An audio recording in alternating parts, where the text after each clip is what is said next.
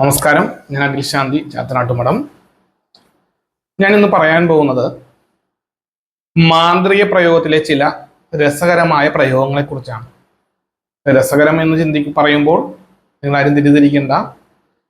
ഇത് മെഴുകുതിരിയെ കുറിച്ചാണ് ഞാൻ സംസാരിക്കുന്നത്. മെഴുകുതിരിയെ കുറിച്ച് ഒരു പൂജാരിക്ക് പറയാൻ അർഹതയുണ്ടോ എന്നുള്ള ചോദ്യങ്ങളൊക്കെ ചിലപ്പോൾ ഈ വീഡിയോ കാണുമ്പോൾ വരാം. അതിനുള്ള ചോദ്യങ്ങളൊന്നും അത് ഉന്നയിക്കേണ്ട. കാരണം ഞാൻ ഒരു പൂജാരിയിലുപരി ഞാനൊരു മനുഷ്യനാണ്. എല്ലാ മതം ഒന്നു തന്നെയാണെന്ന് ചിന്തിക്കുന്ന ശ്രീനാരായണ ഗുരുദേവന്റെ തത്വം അംഗീകരിച്ച് അദ്ദേഹത്തിന്റെ രീതിയിൽ പ്രവർത്തിക്കുന്ന ഒരാളും കൂടിയാണ് ഞാൻ ഏർവാടിപ്പള്ളി മുസ്ലിം ആചാരപ്രകാരമുള്ള ഏർവാടിപ്പള്ളിയിൽ സ്ഥിരം പോകുന്ന ഒരാളാണ്. പള്ളിയിലൊക്കെ ചെന്ന് കഴിഞ്ഞാൽ എന്നെ കുറിച്ച് പറഞ്ഞാൽ ചിലപ്പോൾ അറിയും അവിടുത്തെ ഉസ്താക്കന്മാരൊക്കെ. അപ്പോൾ ഉസ്താദന്മാർ എന്നെ അറിയണമെന്നുണ്ടെങ്കിൽ ആ രീതിയിൽ ഞാൻ പോകുന്ന ഒരാളായിരിക്കും. പോകുന്നത് ആ മതത്തെ ബഹുമാനിച്ചുകൊണ്ടും അവിടുത്തെ അറിവുകൾ പഠിക്കാനും കൂടി തന്നെയാണ്. എൻ്റെ ഗുരുനാഥൻ ഒരുപാട് ഗുരുനാഥന്മാർ എനിക്കുണ്ട്. അതിലൊരു ഗുരുനാഥൻ ഒരു മുസ്ലിയാരും കൂടിയാണ്. ഇപ്പം എല്ലാ മതത്തെ സ്നേഹിക്കുന്ന ഒരാളാണ് ഞാൻ ഈ പറയുന്നത് കടമുറ്റം ആചാരത്തിൽപ്പെട്ടിരിക്കുന്ന അല്ലെങ്കിൽ കടമുറ്റം ആചാരങ്ങൾ എഴുതി താളിയോലയിൽ നിന്ന് കിട്ടിയിരിക്കുന്ന ചില പ്രയോഗങ്ങളാണ് ഞാൻ ഈ പറയാൻ പോകുന്നത്. ഈ പ്രയോഗങ്ങൾ പ്രയോഗിക്കേണ്ടത് മെഴുകുതിരി കത്തിച്ചുകൊണ്ടാണ്. അപ്പോൾ മെഴുകുതിരി കത്തിക്കാൻ സ്വാഭാവികമായിട്ടും ക്ഷേത്രത്തിൽ സാധിക്കില്ല.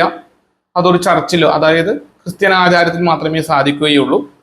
അതുകൊണ്ടാണ് ഞാൻ ആദ്യമേ ഇത്തിരി വിശദീകരിച്ച് ഒരു മതത്തെക്കുറിച്ചല്ല ഞാൻ പറയുന്നത് എന്ന് പറഞ്ഞതിൻ്റെ കാരണം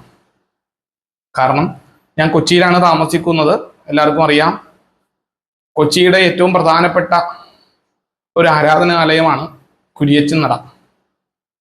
അപ്പോൾ കുരിയച്ചൻ നടയിൽ സ്ഥിരം പോകുന്ന ഒരാളും കൂടിയാണ് ഞാൻ മാത്രമല്ല, എൻ്റെ കുടുംബവും കുരിയച്ചൻ്റെ പള്ളിയിലൊക്കെ പോവുകയും പ്രാർത്ഥിക്കുകയൊക്കെ ചെയ്യാറുണ്ട്. കുരിയച്ചൻ്റെ പള്ളിയിൽ മാത്രമല്ല, വേളാങ്കണ്ണി അങ്ങനെയുള്ള പല സ്ഥലങ്ങളിൽ ഞാൻ പോകാറുണ്ട്. പക്ഷെ ഞാൻ പൂജാരിയാണ്. പൂജാരി എന്ന് പറയുന്നത് ഒരു മതത്തിൻ്റെ മാത്രമല്ലല്ലോ. മനുഷ്യനെ മനസ്സിലാക്കിയാൽ മാത്രമേ ഈശ്വരനെ സേവിക്കാൻ പറ്റുള്ളൂ. അങ്ങനെ വിശ്വസിക്കുന്ന ഒരാളാണ് ഞാൻ. അപ്പോൾ ഞാൻ അധികം നീട്ടുന്നില്ല. മെഴുകുതിരിയെ കുറിച്ചാണ് നമ്മൾ സംസാരിച്ചു വന്നത്. മെഴുകുതിരി പല വർണ്ണത്തിലുള്ള മെഴുകുതിരികൾ നമുക്ക് ഇന്ന് മാർക്കറ്റിൽ വാങ്ങാൻ കിട്ടും. അതിൽ നമുക്ക് ഓരോ കാര്യങ്ങൾ സാധിക്കാൻ വേണ്ടി ഓരോ നിറത്തിനെ കുറിച്ചും ഗ്രന്ഥങ്ങളിൽ പ്രത്യേകിച്ച് പറയുന്നുണ്ട്.